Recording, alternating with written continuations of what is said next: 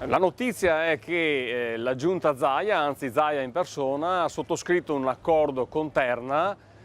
il quale prevede purtroppo la realizzazione di una mega centrale elettrica a Volpago del Montello. Una centrale elettrica che consuma 80.000 metri quadri di terreno in un territorio già massacrato dai cantieri della Pedemontana, da diverse cave, da un'urbanizzazione diffusa e pertanto si tratta di un altro consumo del suolo dove non ci voleva, la sparizione di 16 campi veneti. Ma la cosa peggiore è questa, che già a novembre ben 18 sindaci avevano scritto a Zaia chiedendo di non fare questa stazione elettrica, che sarebbe una stazione che addirittura stende il tappeto rosso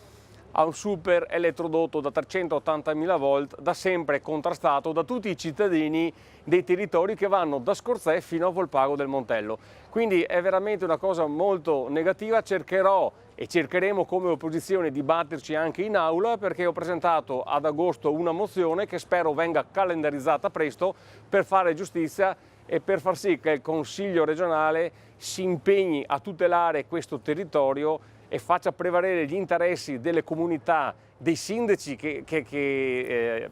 rappresentano questi cittadini sugli interessi di pochi di questa lobby, perché le alternative ci sono e non ci possiamo permettere ancora la distruzione di un ambiente sempre più consumato e di campi sempre più importanti, perché ce ne sono sempre meno ed è bene che siano dedicati all'agricoltura per i famosi prodotti tipici a chilometro zero.